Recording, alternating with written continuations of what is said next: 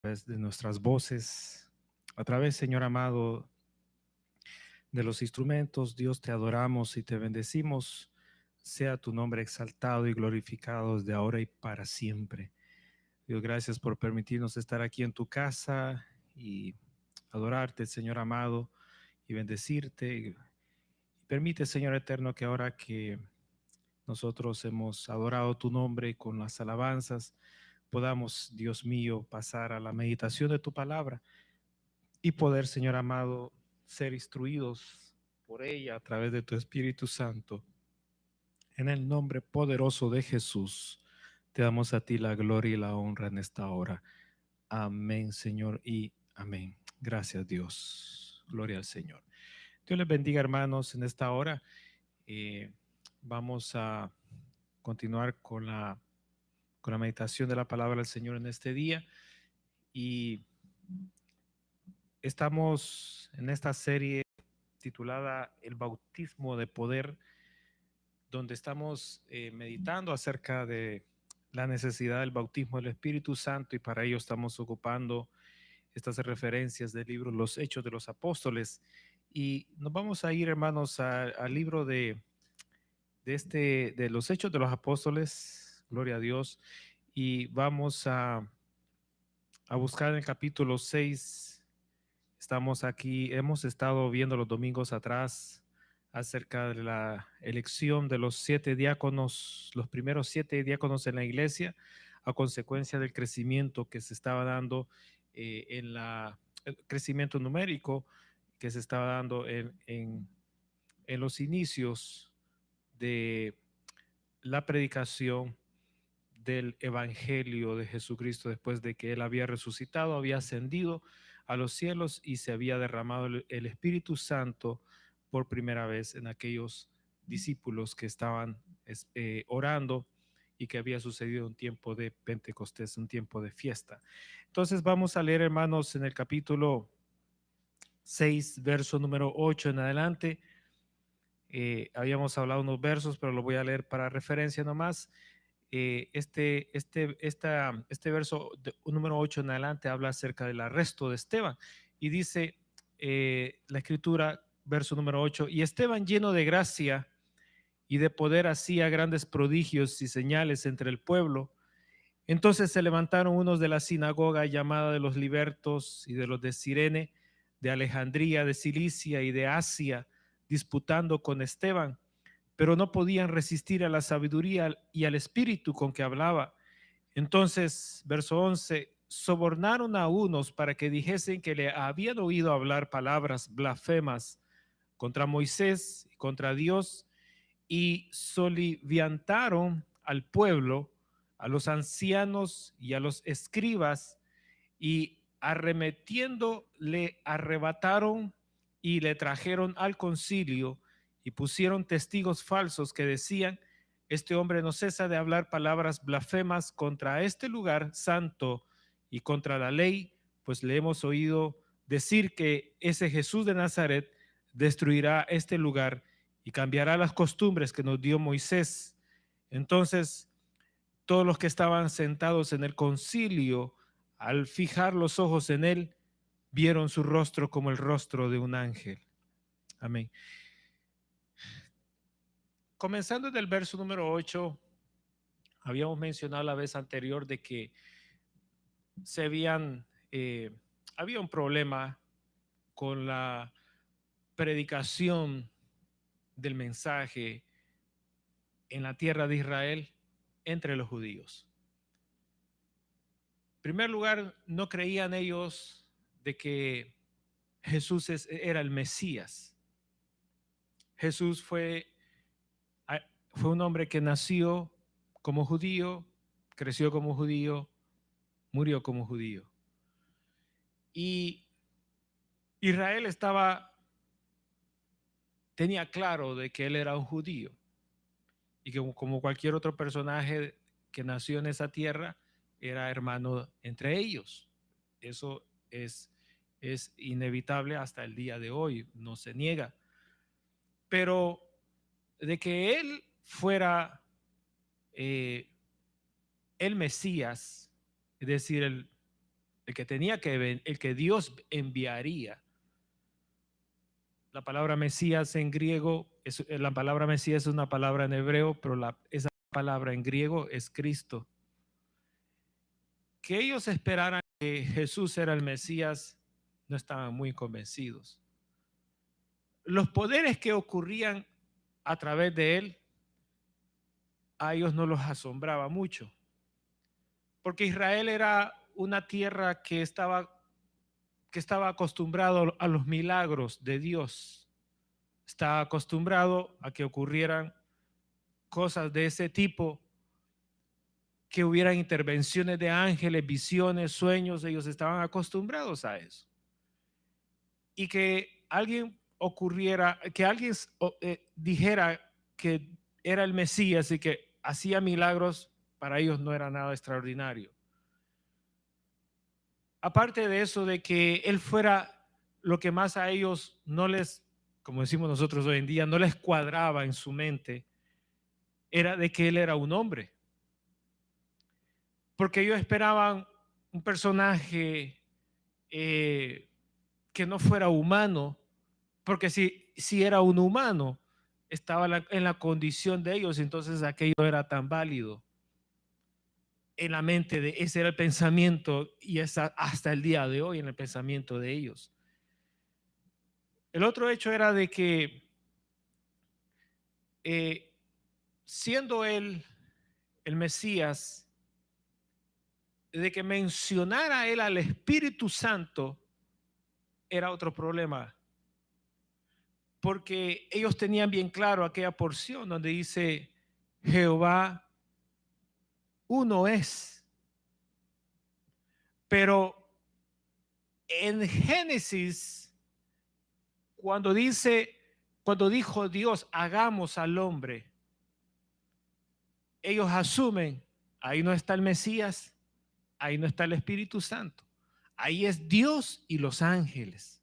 Con ellos habló, no habló con los otros. Entonces, para ellos, el Mesías Jesús no era el Mesías, aunque Jesús había crecido bajo el ambiente de las sinagogas, bajo el ambiente de los fariseos, de los saduceos, de los herodianos, de los escribas, de los intérpretes de la ley, bajo el ambiente del sumo sacerdote, bajo el ambiente del Sanedrín, que estaba compuesto por 70 saduceos. Y Jesús conocía ese ambiente religioso. Y para él era bien fácil criticarlos a ellos, porque los conocía y había crecido en ese mismo ambiente. Es como hoy en día nosotros crecemos en un ambiente y para nosotros no es bien fácil criticarlo, señalar los puntos buenos, conocemos bien el ambiente. Lo mismo lo era para él hablar acerca de sus enseñanzas. Cuando Jesús expulsaba demonios, no creían que era el Espíritu Santo en él, sino decían, te has asociado con Belcebú, te has asociado con el diablo. Y estás haciendo aparentar que el espíritu inmundo sale porque te pusiste de acuerdo con él, y entonces nos va a asombrar a nosotros de que entonces tú eres el Mesías. No lo creían tampoco. Cuando él murió y lo sepultaron, ¿qué fue lo que dijeron? Sellen la roca para que no vayan a decir que alguien vino, se lo llevó y ahora resulta que ha resucitado entre los muertos. Pero la evidencia que hay es de que un ángel del Señor bajó, removió la piedra que había sido sellada, y el que estaba de guardia, que los habían puesto ahí, lo vio todo, se asustó y salió corriendo a dar el reporte. Y cuando el soldado dio el reporte, le dijeron, mire lo que sucede. Mire lo que sucede en el ambiente religioso. Le dieron por ahí unas moneditas y le dijeron, no vayan a decir que vino un ángel y que removió la piedra, porque esto se va a hacer un escándalo. Y entonces van a creer en él. Sino que vosotros diréis, vinieron unos, nos amenazaron y se robaron el cuerpo. Y aquí está un estímulo, le dieron un estímulo a ellos, unos cheques ahí, ¿verdad? Y así se quedó aquello tapado. Mire lo que sucede en el ambiente religioso. Y Jesús, literalmente, como había dicho, al tercer día resucitó de entre los muertos. Después de resucitar entre los muertos, se les apareció a muchos, no a todos, por 40 días. Se les estuvo apareciendo. Después de haber resucitado de la Pascua, después de haber resucitado en Pascua 40 días, se les apareció a muchos. Y entre ellos estaban los apóstoles, los discípulos de él. El resto del pueblo no creía que él había resucitado porque el Señor no se mostró a muchos, se les mostró a pocos. A esos pocos que se les mostró, a ellos les dijo, vayan y oren para que sean bautizados con la promesa del Padre de recibir el Espíritu Santo para que tengan poder de lo alto. Se fueron ellos, habían pasado 40 días, y después de la Pascua, después de los 50 días, venía la fiesta de Pentecostés. En la fiesta de Pentecostés, es decir, 10 días después de que el Señor había ascendido a los muertos y que ellos estaban orando, el Espíritu Santo descendió y los bautizó a ellos en ese día, fiesta de Pentecostés. Entonces, ellos salieron predicando y el mensaje de ellos era un mensaje un poco diferente al de nosotros hoy en día. El mensaje de ellos era: ha resucitado de entre los muertos. Y la evidencia de que había resucitado entre los muertos era de que Él nos bautizó y nos dio poder. Y comenzaron entre ellos en el pueblo, estaban en Jerusalén, a hacer milagros, sanidades, prodigios, y el Espíritu Santo continuaba derramándose en el pueblo. Y ahí estaba. Y ahí iba la iglesia creciendo, creciendo, creciendo, creciendo. Habían sanidades, habían milagros, habían prodigios, y iba creciendo. En el crecimiento de la iglesia se vieron en la necesidad de agregar unas personas, 7 personas nomás, las cuales llamaron diáconos, que la palabra diácono es la palabra en hebreo que significa servidor, y escogieron de entre todos, llegaron a un acuerdo y escogieron entre todos a 7. Entre esos 7 había uno del cual estamos hablando en esta oportunidad, llamado Esteban. Y Esteban, y ahí dice las cualidades de él: lleno de gracia, de poder, hacía prodigios, señales entre el pueblo. Pero, hermanos, los que no creían, comenzando desde comenzando los religiosos, se levantaron, y aquí está la lista, de varias sinagogas. Explicamos qué eran las sinagogas, que eran lugares donde se juntaban con los que creían diferentes doctrinas, tenían sus sinagogas en particular, tenían su nombre en particular, donde unos creían en los ángeles, otros no creían en la resurrección, otros no creían en los milagros, otros, ¿verdad? Y todos estaban ahí. Y entre el ambiente religioso, ellos estaban bien, no tenían problemas. El día de ayer mencioné yo que solo en la tierra de Israel, ellos tienen más de 600,000 maneras de interpretar el Antiguo Testamento. 600,000 maneras diferentes de interpretar diferentes puntos de vista del Antiguo Testamento. Imaginen, nosotros salimos de ahí, ¿cómo estaremos nosotros? Y entre ellos había división. Pero mire lo que hicieron todos los que se levantaron en ese momento, verso número 10. discutieron con Esteban, pero no podían con la sabiduría que recibía ¿de quién? Del Espíritu Santo de Dios. Por esa razón, y aquí hay un ejemplo de la utilidad y de la importancia que hay cuando uno recibe el bautismo del Espíritu Santo. El bautismo del Espíritu Santo a uno no lo hace más loco, como uno dice, no lo hace más tonto, no lo hace más inútil. El bautismo del Espíritu Santo lo pone en una dimensión superior a la carne, superior al pensamiento humano. El bautismo del Espíritu Santo es el mismo Espíritu de Dios operando en el cuerpo de uno. Si usted no lo cree, no es nada nuevo. Los judíos no lo creían. ¿Cómo es que Dios va a venir y va a estar aquí sobre mí, dentro de mí? No, eso no se puede, eso no se puede. Porque ahí en la Biblia dice que el hombre no puede ver a Dios y luego vivir. Eso es para que muera inmediatamente. Entonces ellos dicen, ¿cómo es que Dios va? No, eso es imposible. Que el Espíritu Santo no va a venir sobre uno. Eso no existe.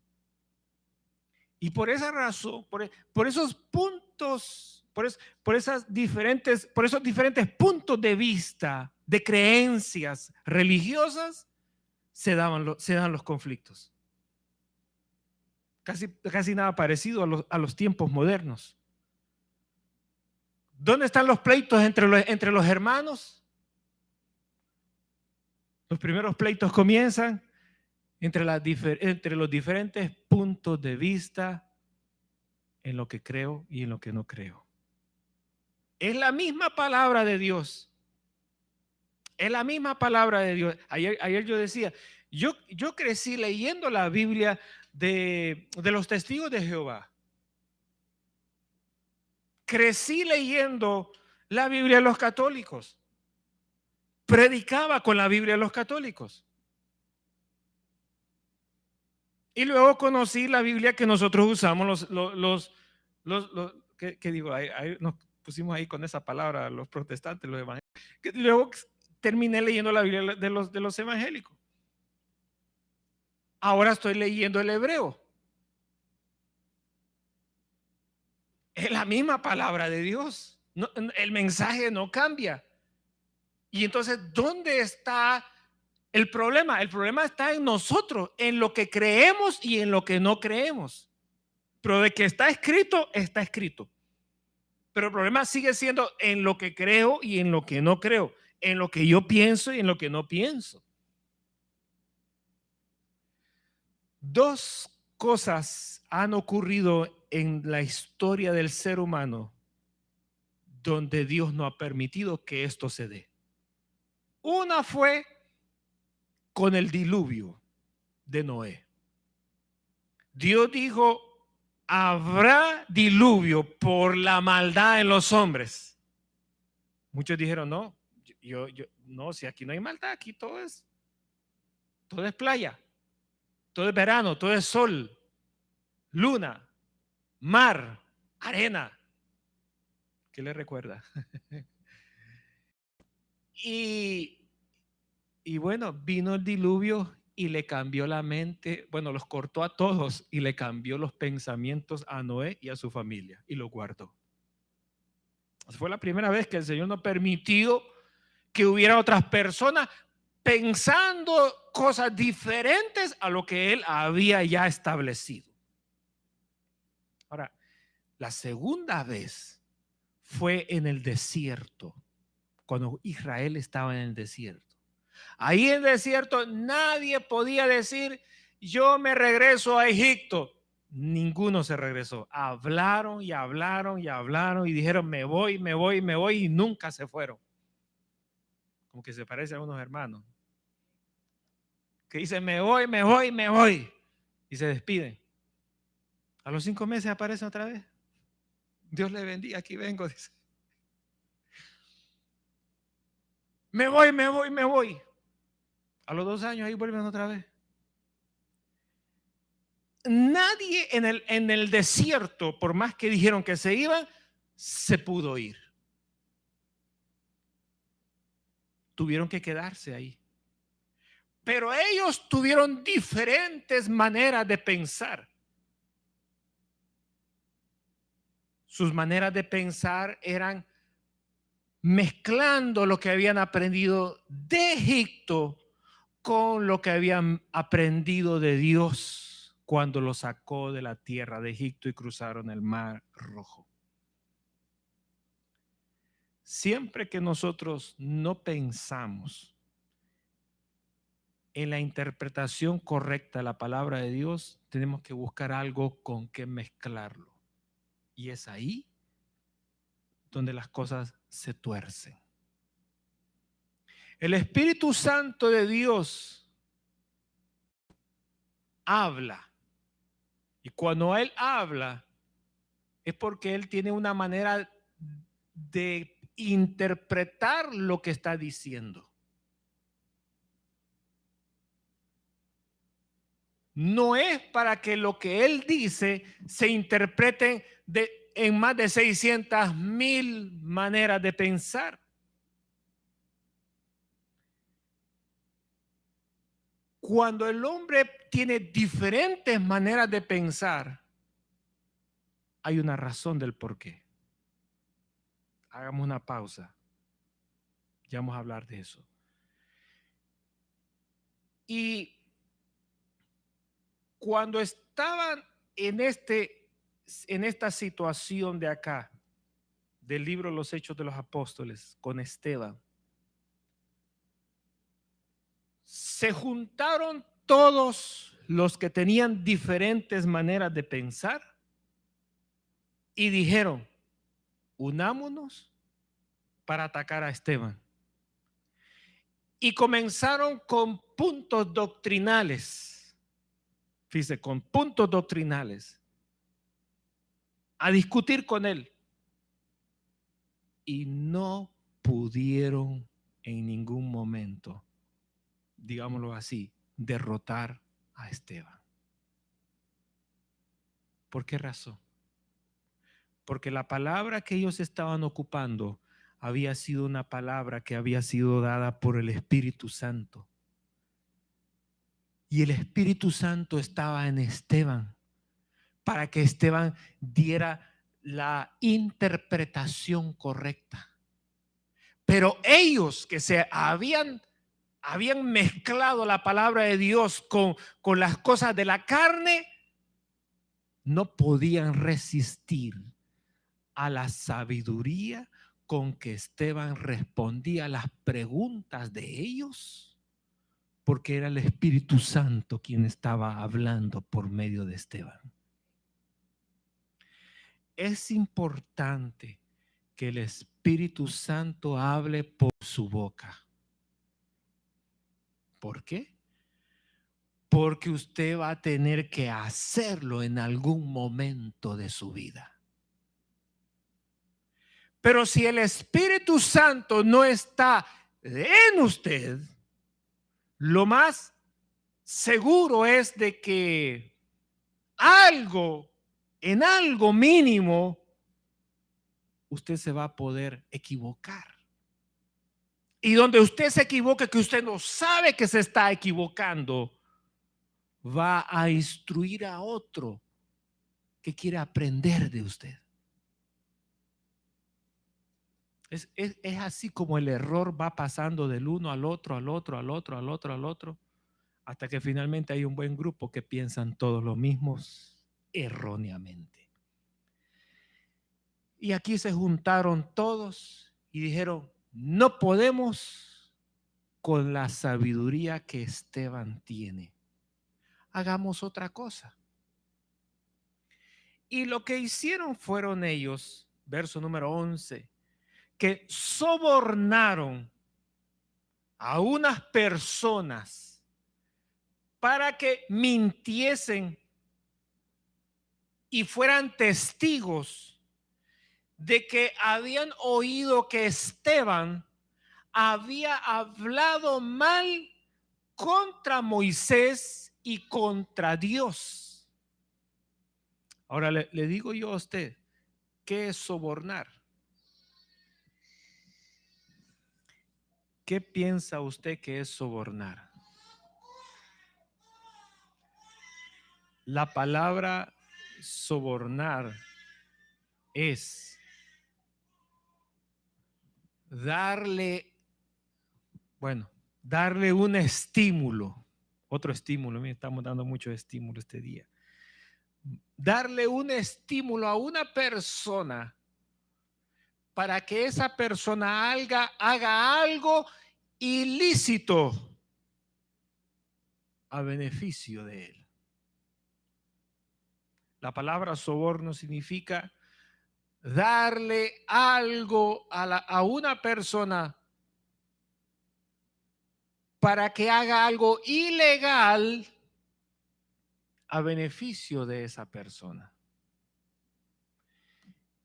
Fíjese, los que tenían, entre comillas, el conocimiento profundo de Dios, ahora están ellos trabajando detrás del telón, diciéndole a las personas: te voy a poner de pastor de jóvenes, perdón, te voy a dar algo para que digas esta mentira de este hombre llamado Esteban. Y claro, donde hay necesidad, lo primero es suplir la necesidad, y después de que fue una mentira, de que fue, eso sale sobrando. Primero es llenar el ¿qué? Llenar el vientre. Porque el hombre trabaja para llenar el estómago. Me parece que solo yo como aquí.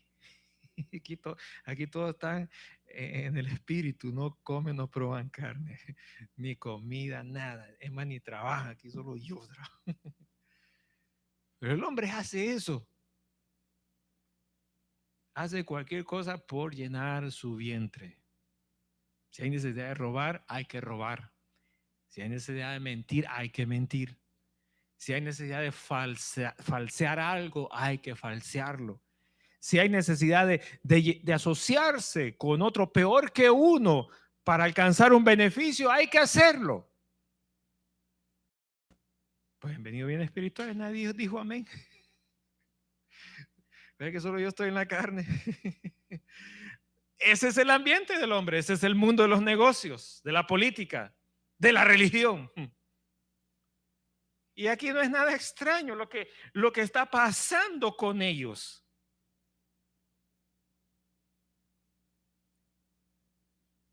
Sobornaron a unos para que hablaran mentiras contra Esteban. ¿Por qué? Porque no podían vencerlo cara a cara. Como que se parece hoy en día a las iglesias de hoy, ¿verdad? Que es más fácil hacer las cosas a espaldas de uno que hacerlo frente a uno, cara a cara. ¿Por qué? Porque ellos ya saben que cara a cara van a quedar derrotados, no van a poder vencer.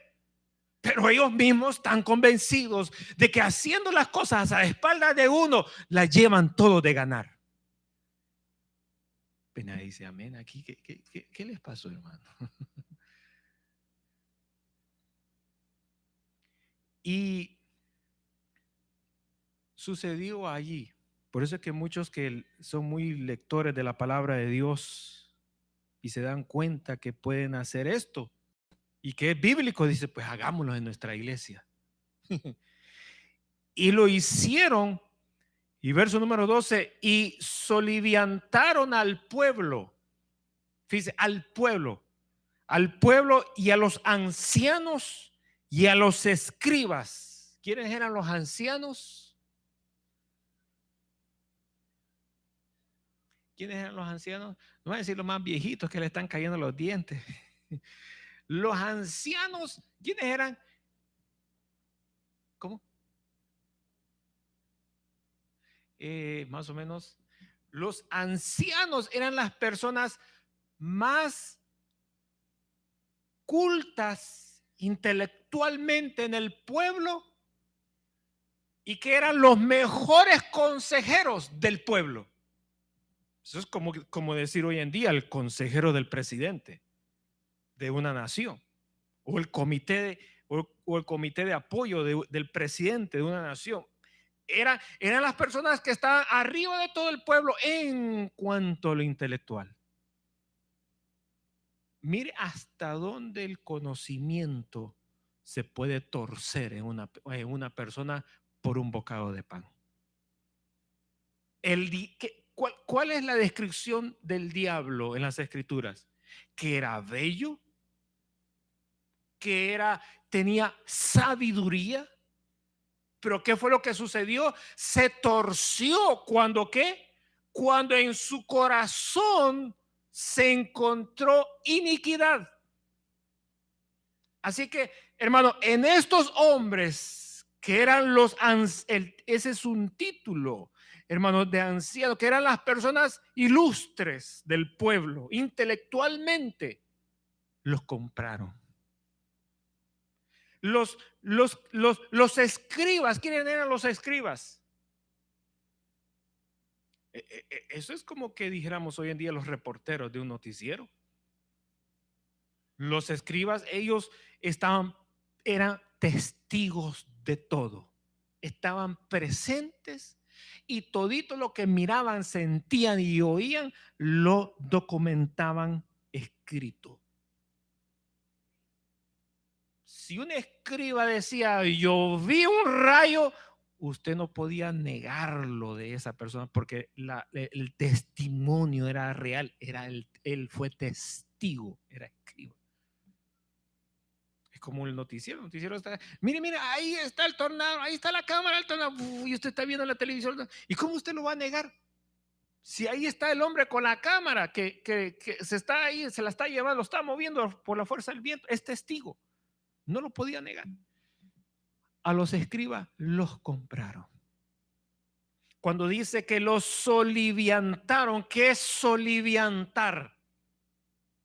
La palabra soliviantar es una palabra que significa cambiar el ánimo de una persona y empujarlo a que haga lo que uno le está pidiendo que haga. Es como que le diga, se le acerque a alguien a usted y le diga, mira, robémonos el sonido de esa iglesia. Y dice, no, yo he sido una persona intelectual, me gustan las cosas rectas, no. Anda, hagámoslo, mira, yo soy el que me voy a meter, tú solamente vas a manejar el carro. Cuando yo te diga arranca, arrancas. No, yo no quiero estar metido. Ayúdame, mira, yo he sido bueno contigo. Hasta que finalmente lo convencía. Soliviantaron a los ancianos, a los escribas, al pueblo. Hermano, qué trabajito ese, ¿no? Es que, hermano, quien trabaja a espaldas tiene que tener una buena artimaña, tiene que ser un experto, una experta, tiene que ser, hermano, alguien con una astucia, con una capacidad de convencer no a uno, a todos, para que hagan lo que les está pidiendo. Esos eran habilidosos, expertos, porque no era la primera vez que lo estaban haciendo. Y verso número 13, y pusieron testigos falsos que decían este hombre no cesa de hablar palabras blasfemas contra este lugar santo y contra la ley, pues hemos oído decir que ese Jesús de Nazaret destruirá este lugar y cambiará las costumbres que nos dio Moisés. Y entonces todos los que estaban sentados en el concilio, al fijar los ojos en él, vieron su rostro como el rostro de un ángel. ¿Qué fue lo que hicieron? Acusaron a Esteban, en primer lugar, de que estaba insultando a Moisés. Mentira. Segundo, de que estaba ofendiendo a Dios. Mentira. Tercero, de que estaba ofendiendo a la ciudad de Jerusalén. Mentira. Cuarto, de que estaba ofendiendo a los mandamientos que habían recibido de Dios allá en el desierto. Mentira. ¿Cuántos llevamos? Oh, se les olvidó. Quinto, que Jesús de Nazaret destruiría el templo. Mentira. 6, y que Jesús de Nazaret cambiaría las costumbres que nos dio Moisés. Mentira. Lo acusaron de todo eso. Y cuando oyeron todas las acusaciones, voltearon a ver a Esteban y dice que vieron el rostro de Esteban como de un ángel. ¿Qué significa eso? Ahí hay dos ambientes. Un ambiente pesado, cargado de tanta maldad. Un ambiente, hermanos, donde las mismas tinieblas, el mismo diablo, los mismos demonios estaban, hermano, trabajando en todas las personas, estaban trabajando, hermano, en la cúpula, en los ancianos, en el sumo sacerdote, estaban, hermanos, trabajando en el Sanedrín compuesto por 70 saduceos, estaban trabajando, hermano, en las otras diferentes sinagogas, estaban trabajando, hermano, en muchos habitantes del todo el pueblo de Jerusalén, hermano, estaban todos ahí, hermano, esa nube negra, hermanos, posada sobre ese grupo de personas, con aquel odio, con aquella maldad, con aquella fuerza negativa dentro de ellos, hermano, de deshacerse de uno de los diáconos de la iglesia llamado Esteban. Estaba, hermano, todo ese ambiente, y eso es precisamente lo que, hermanos, se engendra, hermanos, en aquellos grupos que se levantan, hermano, dentro de los mismos pueblos por las diferentes maneras de pensar, donde mezclan la carne con las cosas de Dios.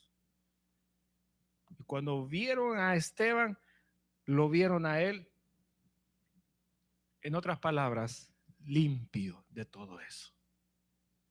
Ahí estaban las dos cosas diferentes. Entonces, en el capítulo número 7, vámonos al capítulo número 7. En el capítulo número 7 dice que entonces el que estaba, hermano, presidiendo ese juicio, porque dice la Biblia que a Esteban lo agarraron a la fuerza. Y así a la fuerza lo arrastraron, se lo llevaron ante el sumo sacerdote, delante de toda la gente, el Sanedrín, los saduceos, los escribas, los fariseos, hermanos, los diferentes grupos de la sinagoga, el pueblo completo, y estaban todos allí presentes. Y entonces cuando lo acusaron de las 6 cosas que mencioné, ¿cuáles fueron? ¿Quién se acuerda? A ver, comencemos con cualquiera, al azar. Dígame uno. Hablaron, acusaron a Esteban de que Esteban estaba hablando, estaba él hablando, fíjese. Es que, hermanos, si alguien va a atacarlo a usted, tiene que espiarlo a usted y tiene que oírlo a usted y tiene que tomar las palabras que usted está diciendo para ocuparlas como material para torcerlo y poder atacarlo a usted de esa manera. Esa es la manera como se trabaja dentro de las iglesias. Esa es la misma manera como se atacaba en aquel tiempo pasado. No ha cambiado la forma de operar del diablo, no ha cambiado, es la misma. No es nada nuevo lo que nosotros vemos hoy. Aquí está todo escrito. Es idéntico, no hay nada que cambia. ¿Qué fue lo que de qué cosas de Esteban tomaron? Mire, no pudieron agarrar el Mercedes-Benz que tenía Esteban. No pudieron hablar de la casa de 5 millones que tenía Esteban. No pudieron hablar del yate de lujo que tenía Esteban para ir a sus vacaciones de verano. No pudieron atacar los diamantes que tenía la esposa de Esteban. No pudieron, hermanos, atacar los lujos que se daba Esteban. No pudieron atacar eso. ¿Sabe de qué se agarraron? Se agarraron de las palabras de Esteban, de la predicación de Esteban. De ahí se agarraron. El problema que había con Esteban, hagamos un paréntesis de que lo acusaron. El problema que había Esteban, bueno, aquí hay 2 preguntas juntas. ¿Cuál era el problema que tenían ellos con Esteban? ¿Cuáles fueron las cosas con las que ellos acusaron a Esteban? Usted tiene que conocerlas, porque esas mismas cosas son un problema hoy en día. Porque alguien se le acerca a usted y le dice, ¿y en qué tú crees? Y usted se va a rascar la cabeza, se va a rascar tanto la cabeza, se va a quitar el pelo y no va a encontrar en qué cosas usted cree. ¿De qué lo acusaron a Esteban? ¿Cuál era lo que a ellos les incomodaba de Esteban? Estas 2 preguntas son tan importantes.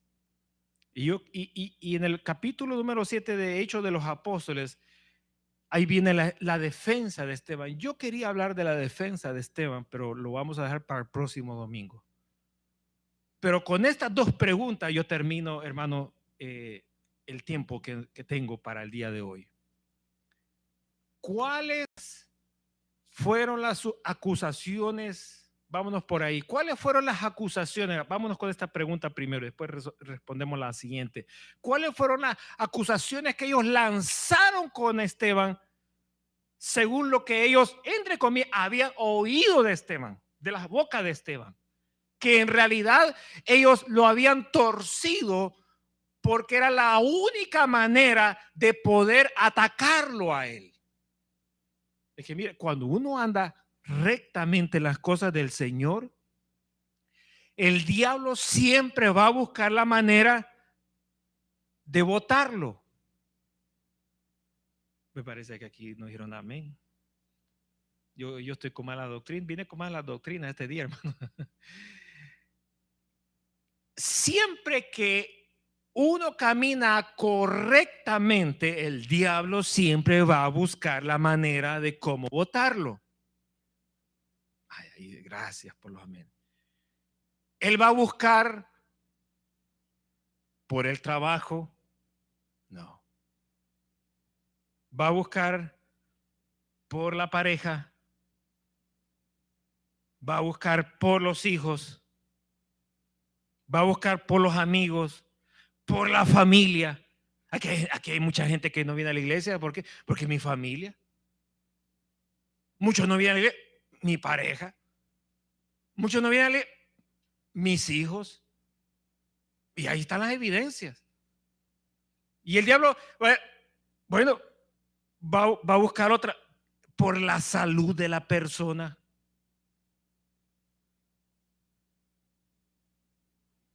Hay muchas personas que andan poniendo manos sobre los enfermos, sanando, levantando muertos, y ellos andan con cáncer. Ahí ellos andan con la prueba y están sanando cáncer en otros, pero ellos andan con cáncer adentro. Ahí está la prueba.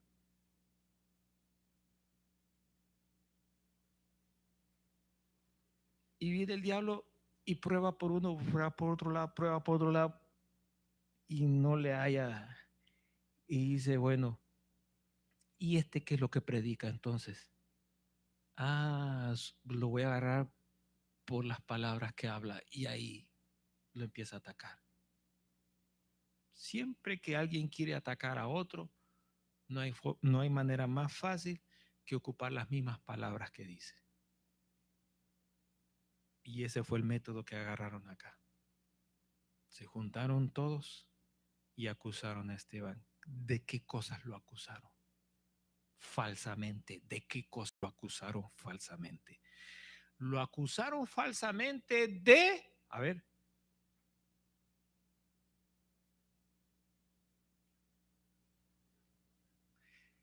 de blasfemar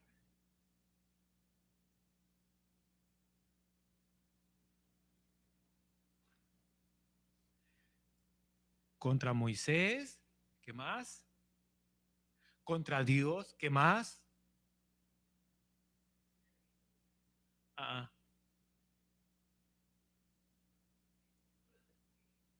ah, ah.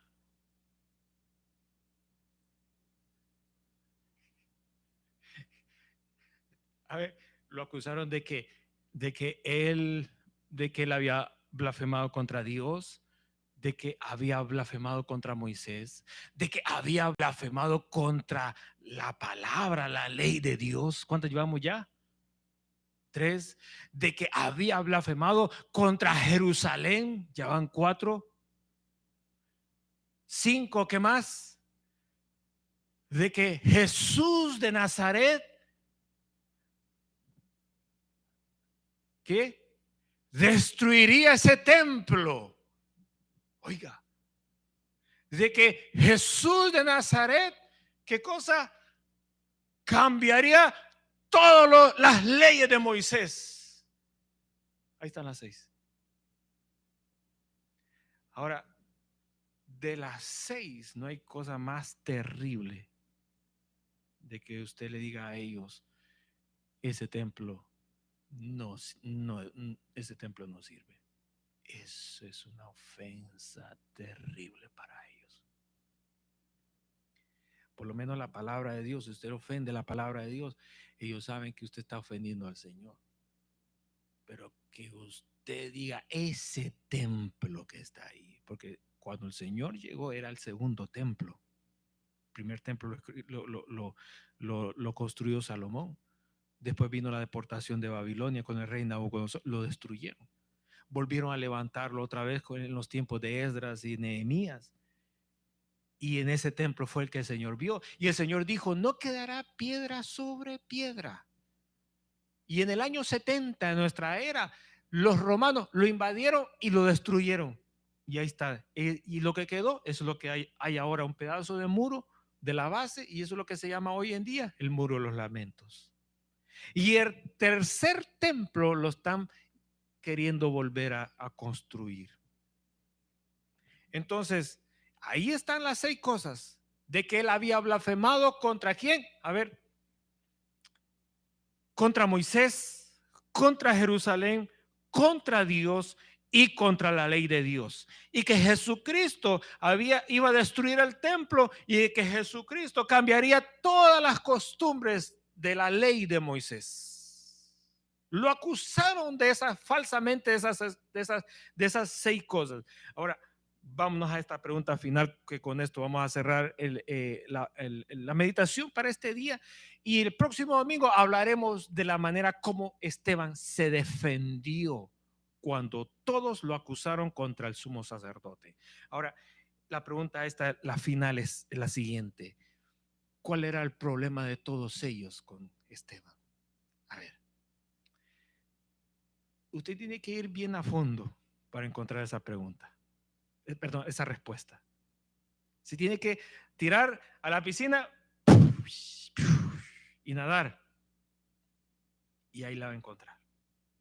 No, no está así flotando, va a decir, ay, aquí está, bingo. No, ni que bingo, ni que nada.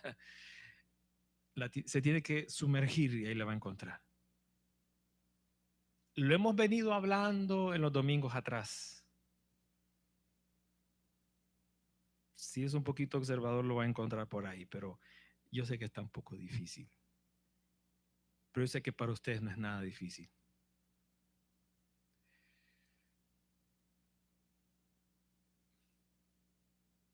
Ellos no tenían problema con Esteban, que Esteban tuviera el deseo de creer en Jesús de Nazaret. Para ellos para ellos ese no era problema. Si alguien de por aquí quiere creer en Buda, ¿es un problema para usted? ¿Se le va a ir a usted el sueño esta noche porque a fulano de tal, a alguien por ahí cree en Buda? ¿Va a ser usted una manifestación de no comer por indefinidamente porque una persona está creyendo en Buda? ¿Es algo terrible para una noticia terrible para usted? Para ellos no era nada terrible que alguien creyera en Jesús de Nazaret. Yo había mencionado que cuando Jesús,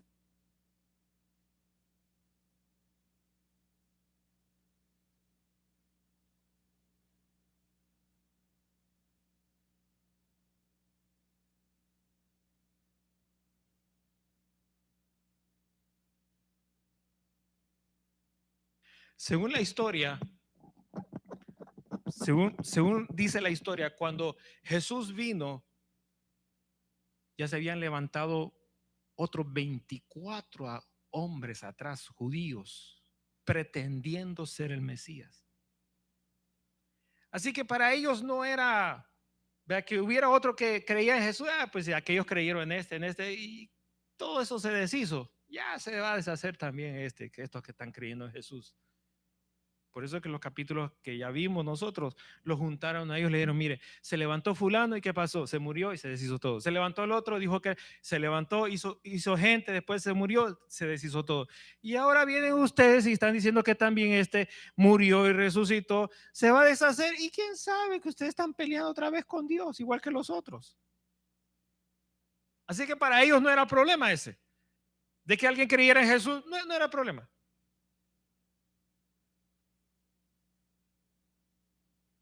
De que tuvieran ellos una doctrina y dijeran, bueno, Jesús es el Mesías, ascendió al cielo, se fue a lo alto y luego vino, nació una virgen, y que hubiera una doctrina diferente a los demás, no era para ellos nada extraño.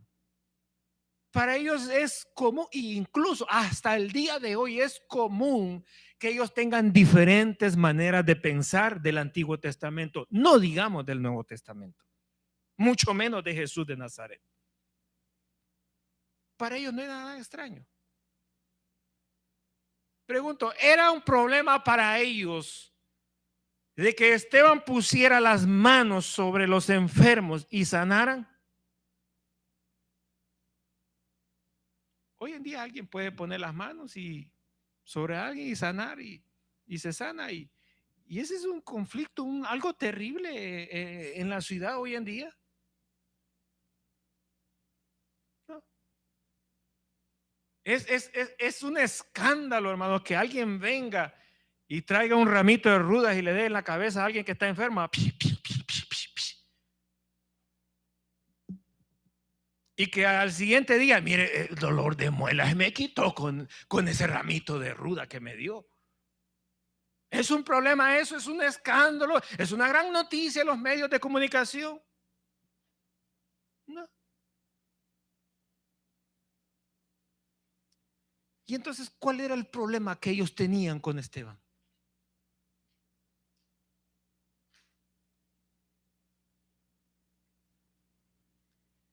¿Quiere que le haga un paralelo para que tenga una idea?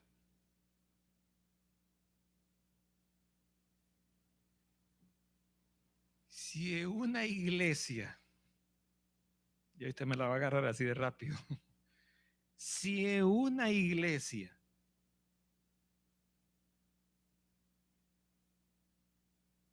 alguien recibiera un milagro X, como una sanidad, como una liberación de un demonio, una expulsión de un demonio, como un prodigio o algo por el estilo. ¿Es ese motivo para que se haga un gran escándalo?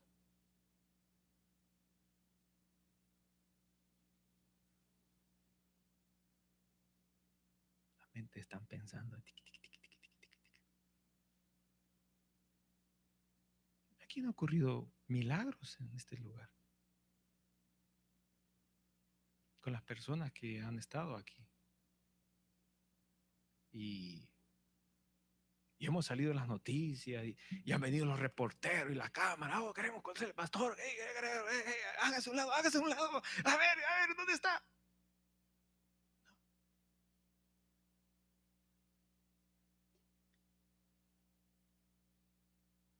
Aquí nosotros predicamos y enseñamos la palabra de Dios y por la manera que predicamos y enseñamos, nos ha llevado el mensaje de Dios a estar frente al presidente y hablarle del Señor. Y no,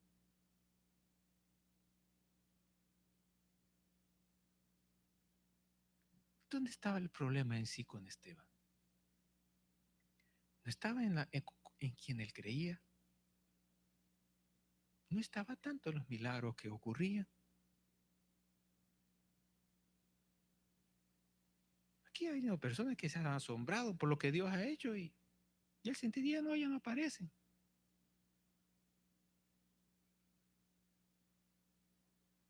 Es, es, es un, es un escándalo, una gran noticia que alguien diga, mire hermano, fíjese que Dios me habló ayer y una manifestación que hubo y vi el ángeles, vi el cielo abierto y vi a Moisés, a Pablo y a Daniel y vi a Adán, vi a Enoch, vi a Elías y aquello, ¿verdad? Sobrenatural. Y uno dice, y la gente que lo oye dice, wow, ese hombre habla con Dios cara a cara. Y esa es una gran noticia hoy en día.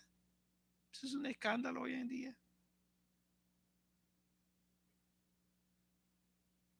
Hay mucha gente que tiene experiencias sobrenaturales con Dios. Y le pregunto yo a usted, ¿se ha dado usted cuenta? ¿Le ha llegado los susurros? ¿Le ha llegado algún tweet? ¿Algún Facebook? ¿Algún YouTube ahí alertándolo? Oh, mira lo que está sucediendo, las cosas sobrenaturales de por allá. Usted ni cuenta se da. No hay promotores de esas cosas. Entonces pregunto, ¿cuál era el problema que ellos tenían con Esteban? Que lo querían, que lo querían frenar, aunque fuera a las malas, con un corazón malo, perverso, aunque sea con mentiras, pero era de frenarlo y detenerlo para que él ya no continuara más. ¿Cuál era el problema? ¿Cuál cree usted que sería el problema en una iglesia para que entonces en verdad sea un gran escándalo y que salgan las noticias y que todo el mundo quiera venir a ver qué está pasando allí? siempre la gente hay algo que lo atrae. Siempre hay algo que le despierta la curiosidad y que quiere ver y que quiere oír y que quiere estar cerca de eso. Hay algo que estaba sucediendo en Esteban y que los demás estaban molestos, estaban furiosos, estaban airados. Había aquel sentimiento del diablo dentro de ellos, literalmente. Y fíjese, y ellos tenían en sus manos la ley de Dios. Amarás a tu Dios con todas tu fuerza y amarás a tu prójimo como a ti mismo. Con esas dos cosas agradas al Señor. ¿Qué dos cosas ni qué nada? Afuera queremos atacar a ese hombre. ¿Por qué? Porque hay algo que nos da envidia, de queremos destruirlo. ¿Qué era lo que ellos miraban en Esteban? Y que para ellos no les beneficiaba en nada. Ayer yo dije algo.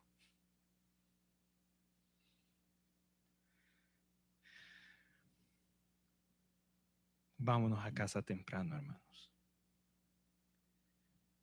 Lo que a ellos les molestaba de Esteban era nada más y nada menos como lo que les molestaría a cualquiera hoy en día en cualquier iglesia. ¿Qué le estoy demostrando? Que las cosas perversas dentro de las iglesias continúan siendo las mismas como en los tiempos pasados y no ha cambiado nada en absoluto. Lo que les molestaba a Esteban a ellos era de que la gente de ellos se estaban yendo en pos de Esteban. Muchos de los fariseos, saduceos, escribas, sacerdotes, se estaban, y lo leímos, y ahí están los versos atrás, los capítulos atrás del capítulo 6 de Hechos, se estaban agregando al mensaje de la cruz, de la resurrección de Jesús. Y al ver ellos que lo que era un simple, sencillo, inútil, débil, raquítico movimiento religioso, estaba agarrando fuerzas y se estaba incrementando, acrecentando en número, tanto así que ahora tenían poder económico, poder social, influencia en las multitudes. Y ellos no vieron la sana doctrina, no vieron los milagros, no vieron la sinceridad, no vieron la honestidad, no vieron los milagros, el apoyo de Dios, la cobertura de Dios. No les importó eso, les importó el número de personas que se estaban agregando al mensaje de la cruz. Y por esa razón ellos dijeron: tenemos que detenerlo.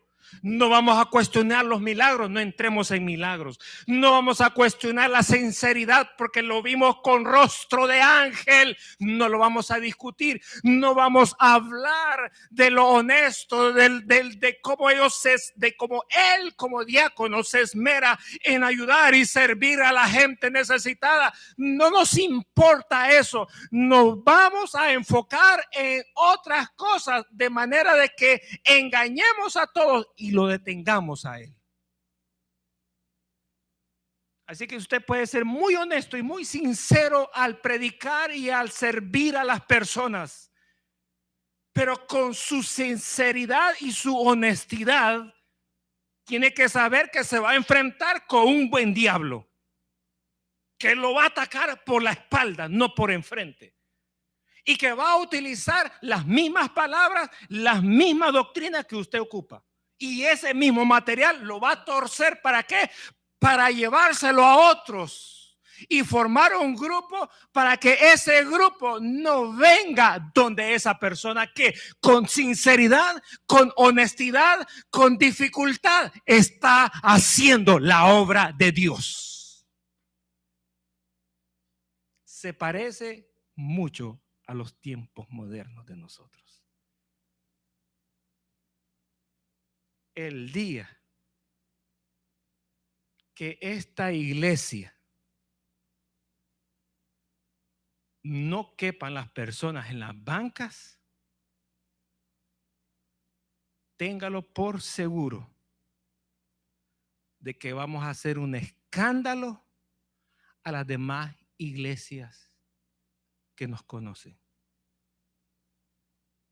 Y van a ocupar el mismo método. No les va a importar cuántos días de ayuno se hicieron. No les va a importar cuántas horas de oración se hicieron. No les va a importar cuántos sacrificios se hicieron. No les va a importar el esfuerzo, el tiempo, la sinceridad, la honestidad, la cobertura de Dios, el mover del Espíritu Santo. No les va a importar en lo absoluto. Lo que les va a importar es que la gente se está metiendo en este lugar ahora. Y cuando vean que los otros de sus mismos templos están viniendo a meter o que están oyendo el mensaje a través del internet, allí entonces se van a tornar con los estos mismos. Y van a decir, algo tenemos que hacer para frenar a ese predicador, a ese hombre, para que la gente ya no lo siga.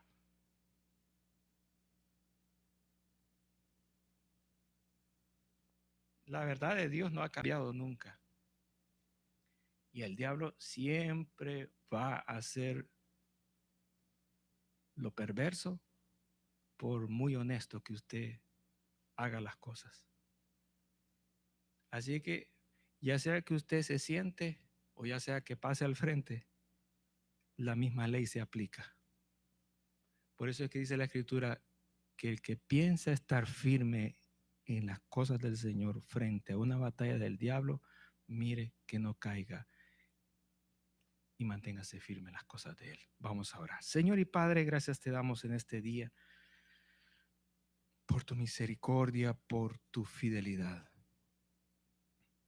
Señor, tu palabra es verdad y no miente.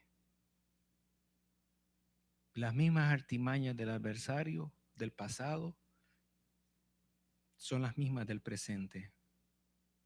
Danos sabiduría, danos entendimiento, danos tu cobertura, tu protección, porque no podremos enfrentarnos ante una nube de tinieblas si tú no vas con nosotros.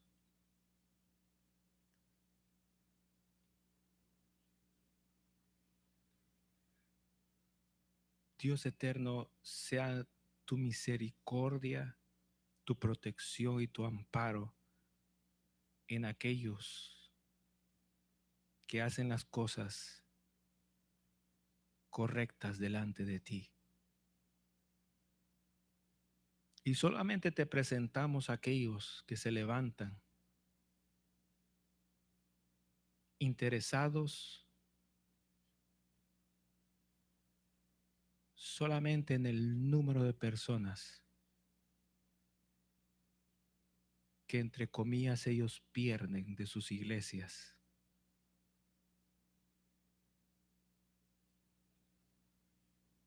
Y que sienten que sus ministerios o sus doctrinas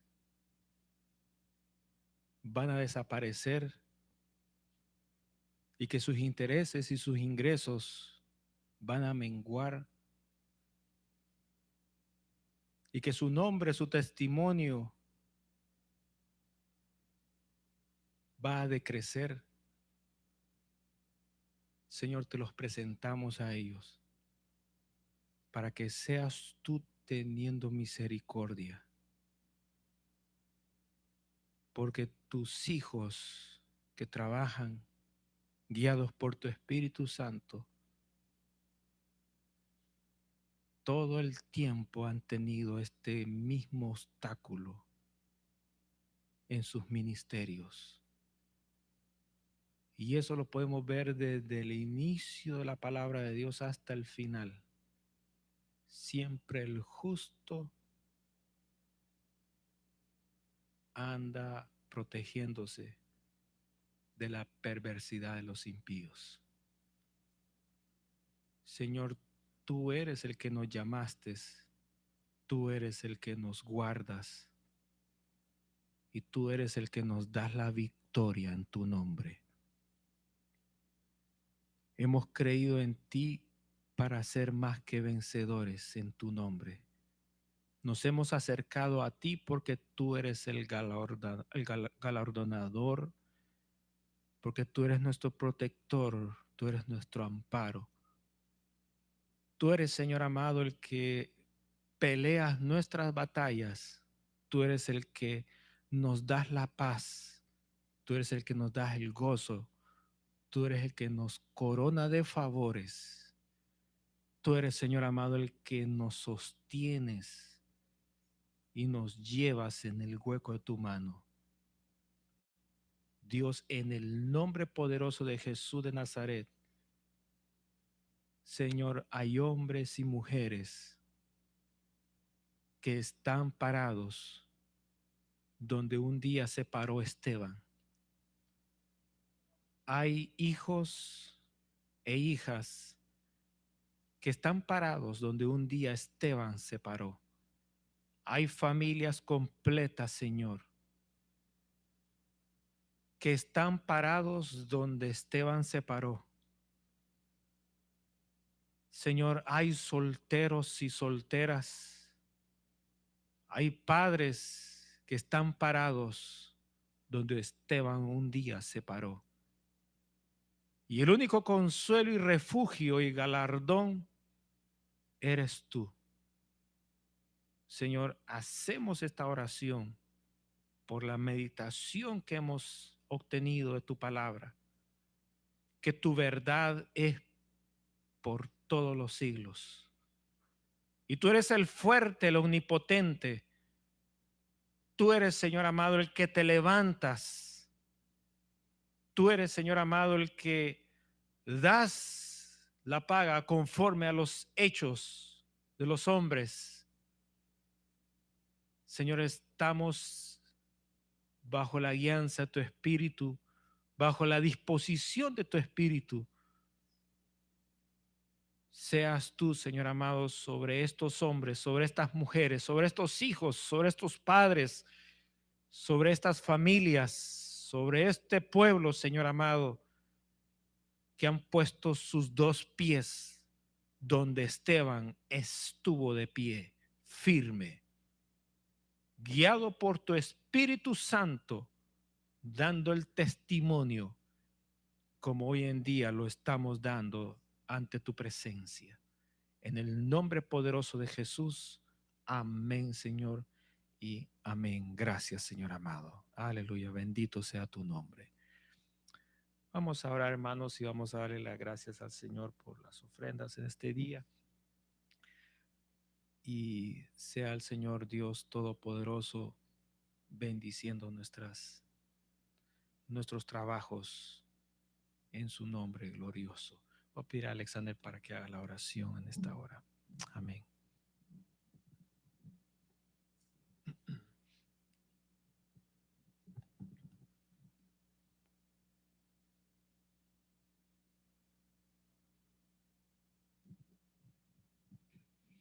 Padre nuestro que estás en los cielos, santificado sea su nombre.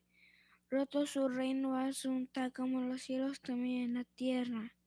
Jesús, gracias por otro día que está en tu casa, Jesús. Y también gracias por otro día que vida, Jesús.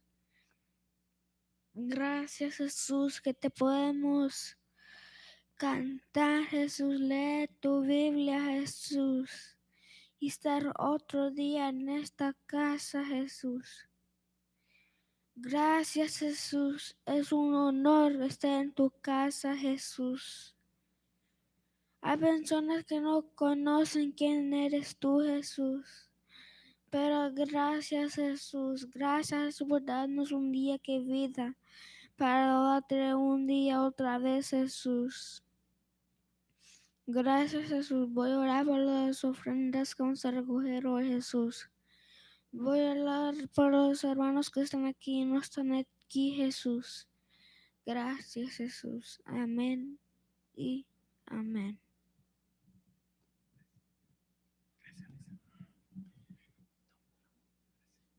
Amén. Vamos a orar, hermano, para quedar despedidos. Gracias, Señor eterno, por tu favor, tu misericordia. Gracias por este día que nos permitiste estar aquí en tu casa y poder meditar en tu palabra, poder aprender de ella, Señor amado, y poder, Dios mío, descubrir muchas cosas interesantes, importantes para nuestro crecimiento, para nuestra madurez y poder comprender, Señor amado, cómo trabajas, Señor, tu palabra en tiempos de crisis, en tiempos difíciles, donde el adversario, Señor, donde los impíos se levantan, Señor, para querer detener lo que tú has establecido para que continúe dando testimonio tu verdad.